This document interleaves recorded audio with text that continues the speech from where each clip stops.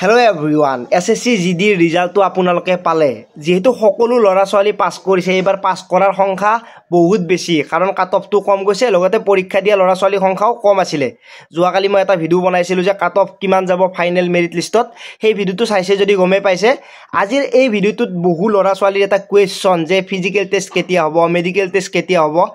পুন প্ৰথমে আপোনালোকক এটা প্ৰসেস কৈ দিও SSC জিডিৰ যোৱাবাৰৰ প্ৰসেসটো টোটালি বেলেগ আছিল আগতে কেনেকুৱা আছিল ৰিটেনৰ বাবে ৰিজাল্ট দিয়াৰ লগে লগে ফিজিকেলৰ বাবে লৰা ছোৱালীখিনিৰ বাবে বেলেগকে এডমিট আহিব ফিজিকেল পাস কৰাৰ পিছত আকৌ মেডিকেলৰ কাৰণে কাট অফ মাৰিব মেডিকেল পাস কৰাৰ লগে লগে আপোনালোকে ফাইনেল মেৰিট লিষ্টত কাট অফ মাৰিব মানে প্ৰসেসটো অলপ দিগলীয়া আছিল কিন্তু যোৱাবাৰ প্ৰসেসটো বেছি দিগলীয়া নাছিল কিন্তু একেলগে গুটেখিনি প্ৰসেস হৈ গৈছিল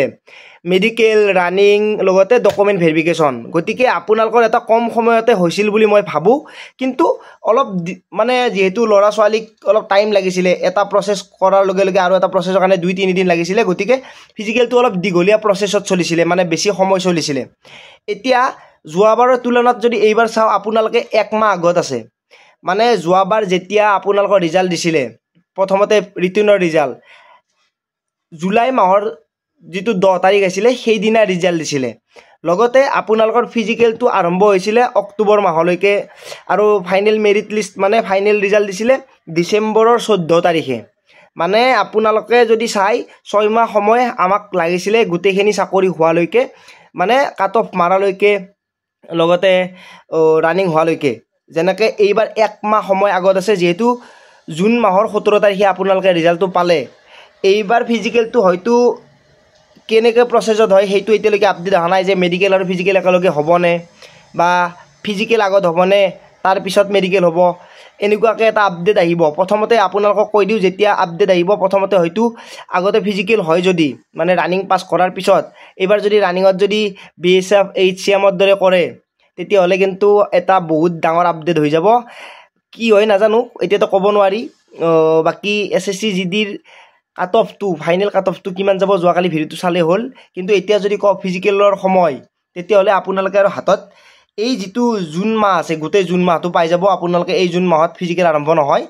হয় আগতে এতিয়া এটা কথা কৈ দিও যদি ফিজিকেল আৰু মেডিকেল একেলগে হয় তেতিয়া হলে আগষ্টৰ পৰাই আৰম্ভ হ'ব আগষ্টৰ পৰা প্ৰায় আগষ্ট সেপ্টেম্বৰ অক্টোবৰ নৱেম্বৰ 3 মাহ মান সময় চলিব কাৰণ প্ৰসেসটো অলপ দিগলীয়া কাৰণ এদিন ফিজিকেল হ'ব সেই লৰাটো তাৰ পিছদিনা মেডিকেল হ'ব আৰু এদিন মেডিকেল হ'ব মেডিকেলটো আকৌ ৰিজাল্ট দিয়ালৈকে কিছুমান 4 দিন 5 দিন 6 দিন যোৱাবাৰটো কিছুমানে 10-15 দিন লৈকে থাকিছিল সেই কাৰণে অলপ প্ৰসেসটো দিগলীয়া আছে সেই কাৰণে টাইম লাগিব কিন্তু যদি আগতে ফিজিকেল হৈ যায় প্ৰথমতে ফিজিকেল পাস কৰিব লাগে তেতিয়া হলে এদিনতে আপোনালোকে ফিজিকেল দি ঘৰত আহিব পাৰিব তাৰে আগদিনা গৈ ফিজিকেল দি সেই দিনা ঘৰত গুছি আহিব পাৰিব বাকি বেলেগ প্ৰবলেম নাথাকে মেডিকেলৰ বাবে বেলেগ কাট অফ মাৰিব সেই কাৰণে কৈছো যদি আপোনালোকৰ ফিজিকেলটো আৰু মেডিকেলটো একেলগে হয় তেতিয়া হলে আগষ্ট সেপ্টেম্বৰ মানতে হ'ব আৰু যদি বাইলাক খুদা মানে আগতে ফিজিকেলটো হয় তেতিয়া হলে জুলাই লাষ্টৰ ফালে আপডেট আহিব হেইটো কথা আপোনালোকক আগতীয়াকৈ এই কাৰণে কলো কাৰণ ৰানিংটো আগতে হলে পিছত যেটো প্ৰসেসটো আকৌ অলপ টাইম ৰখিব লাগে নতুন কাট অফ মাৰিব লাগে সেই কাৰণে অলপ সোনকালে ফিজিকেলটো শেষ কৰি দিব এতিয়া আপোনালোকে পাস কৰাখিনিৰ বাবে এটা নেক্সট ষ্টেপ আছে ৰানিং তাৰ পিছত মেডিকেলটো কপালৰ কথা যিমান যি কষ্ট কৰিলেও চাকৰি পাবৰ কাৰণে কপাল লাগিব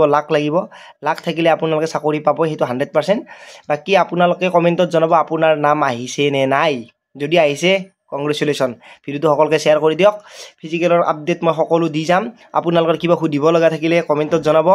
5 বাৰ এক্সপেৰিয়েন্স আছে তেজপুৰত 2 বাৰকৈ ৰানিং পাস কৰিছো আৰু যোৱাবাৰ ধুবুৰীত পাস কৰিছো এই বাকি জানে আৰু বাকি লৰা ছোৱালীখিনি বাকি বেলেগ কিবা সুধিব লগা আছে কমেন্টত জনাব ভিডিওটো সকলোকে শেয়াৰ কৰি দিব নাপাৰিব যদি কিবা সুধিব লগা আছে টেলিগ্ৰামৰ লিংক ডেসক্ৰিপচনত দি আছে গ্ৰুপত জয়েন হৈ ল'ব পাৰে আজিলৈ মানে পুনৰ লগ পোৱাৰ আশাৰে মই জিতুমণি জয় আই অসম